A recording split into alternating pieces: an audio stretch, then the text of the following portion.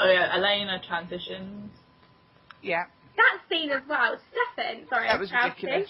Yeah, go for it. When Stefan, when Rebecca and Stefan came up with the plans to crack the guy's head open, Stefan had the guy in his hands and he still flung the guy away from Elena's cage, so Elena had to like reach out for it for some drama. Oh my god.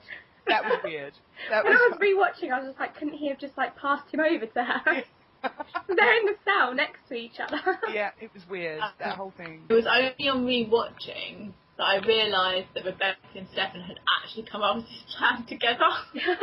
She like gives him this little like nod that we're going to do it. Because she's sitting there watching them like talk to each other and like seeing the love between them, I was just like, give me a fucking break.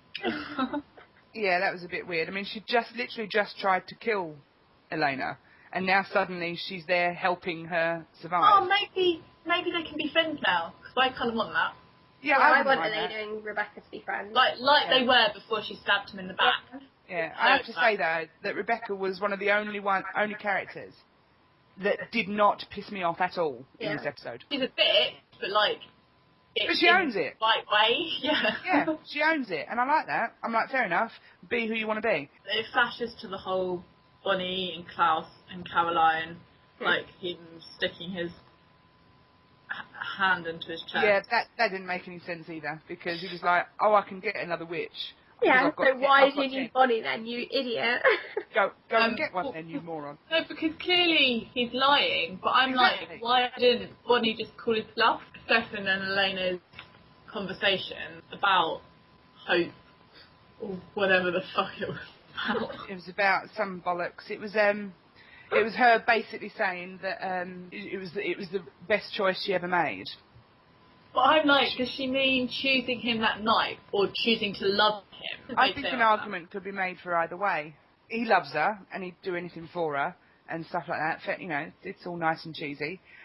And so, you know, the argument could be said, you know, being in a relationship with him was the best choice she's ever made. I mean, I don't see it personally, but if she wants to think that, then fair enough.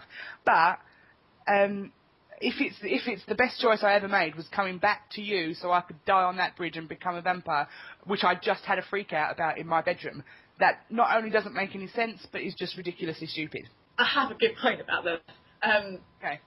Elena was all like, oh, it's just like the fact that you have hope. Like, all I wanted was the fact that you like have hope. But Damon's whole character is the epitome of hope from day one. Like the whole Catherine thing, like he survives off hope. Like if Damon ever gave up hope of like something being better at some point, he'd kill himself. Yeah, I mean that was the point of the fight he had with Alaric in the last episode of the last season, because he asks her over the phone who he would have chosen and who she would have chosen, and she says she's going to choose Stefan, but the fact that she says maybe if I'd met you first, and the fact that he knows that he met her first, that he didn't meet her first, but that gives him enough hope to stand up and fight Alaric at the end. I've written in capital letters, he killed a fucking human. This is the first time, other than when he's been a ripper, that Stefan's killed a relative innocent, as in there's not been a supernatural creature. I can't actually remember. But I think it's really be quite significant, because they were like going on about like choices and saving people and blah blah blah, and it's like, but this guy can die for you, love. To be honest, it kind of makes Elena a hypocrite, but this is what her character is. I mean, it kept her very in character, because she didn't want Matt to die for her because she loves Matt, but the random deputy, that's fine. It was never kind of brought up in the scene whether or not she would be okay with that, because so too far gone at that point.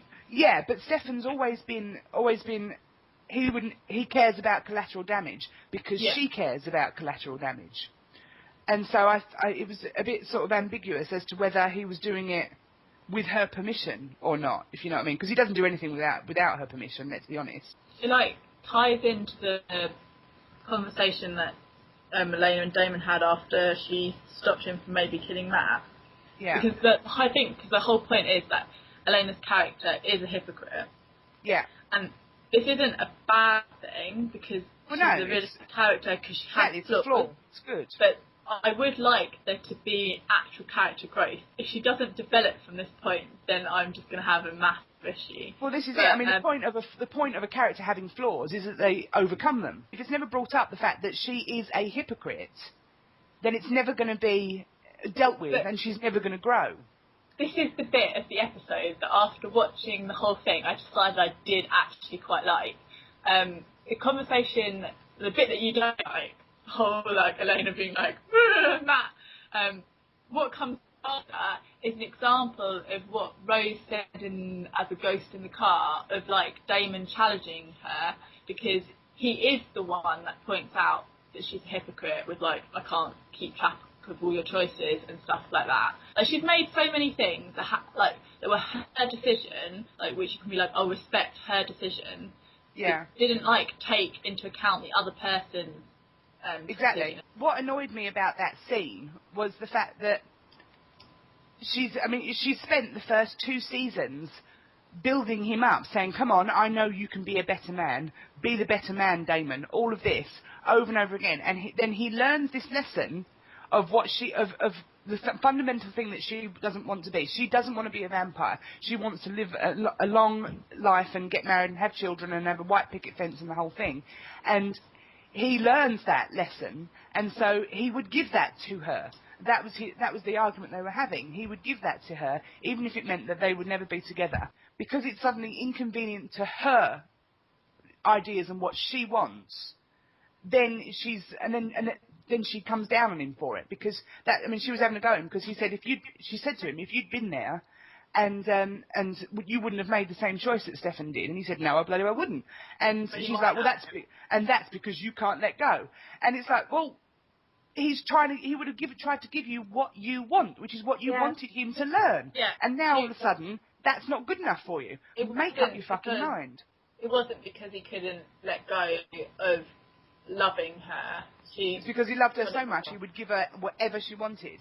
It actually, I think it connects into the very final scene with Stefan and Elena. He was talking about her living, like wanting her to be human and living. And for the whole of season 3, even though she was human, she wasn't living. Like, she was existing. Like, she basically tried to shut off her emotions. And in that scene at the end, she says to Stefan about, like, how it's okay her being a vampire because she can still be people's friends and sisters and etc. etc. Even though that contradicts with Jeremy in the very beginning of the episode, where he's like, I don't want one of them, I want my sister. But we'll ignore that. So I think the scene between Damon and Elena actually got to her. Stefan goes on about how, like, she's going to suffer and have pain. And this just made me think about Damon's pain, because he's just existed for, like, over 100 years. And, like, his existence has been tormented and full of pain.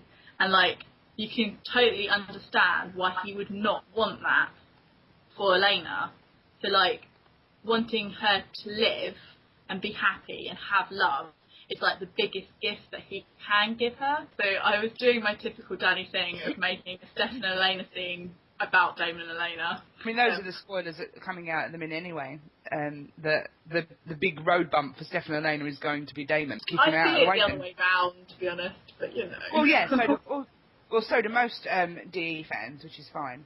But it doesn't make much sense for me in a love triangle way to have that one side and another one be a speed bump for them. That doesn't make any sense to me, because that's not a love triangle.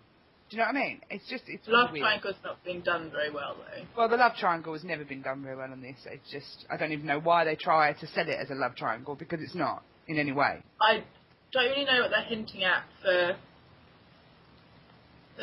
the originals coming back. I don't really care.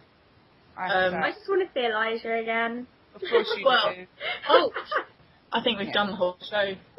We've done the blowing up, haven't we? Have we done the blowing up? Well, we sort of covered Danny's theory, but we haven't talked about the scenes. So okay. Need to go well, quickly. I would just like to say about the scene I mean, that was actually really quite offensive to me, and I'm an atheist, but the whole stereotype of, hi, we are Christian, we are really over-the-top Christians, we're going to blow ourselves up in the name, in the name of the mission. Yeah, and I was like, are you serious? This was a theory relating to what Graham said to Bonnie about Elena not being her problem. After like how passionate Damon was about like Elena being human, I find it quite likely that he is going to continue, whether secretly or not, to find a way to make her human again. Stefan probably won't, because I think he wants her a vampire. And I think the symbolism in Damon's poster points to him dying and being resurrected. I have thought since like the beginning of last season that they will eventually go there with the whole Damon human storyline. Yeah, I've thought that too, to be honest. Yeah, so regardless of how people actually feel about this, or whether he stays, if Damon was to turn himself human, Elena would theoretically maybe also become human again, because it's his blood that is in her. Oh, okay. Like, when they were originally going to turn all the originals human, it would have turned all the people human again. And so the bloodline thing becomes more than just a convenient plot excuse. The only question left is whether or not Damon turning human would result in Stefan also turning human. Probably. No, hopefully not, because then Damon and Elena can be human together for a bit. Stefan can be all like, fuck, I'm a vampire, and get together with Caroline. And Tyler can get together with Jeremy, and everyone can live happy ever after. Woo! Thanks everyone for listening. Hopefully we were somewhat coherent. There's going to be a written recap up on the blog at some point, and we might be back next week with another podcast. Oh, and links for everything will be below in the down bar. Lovely. Okay, awesome. Don't forget to check out our Tumblr.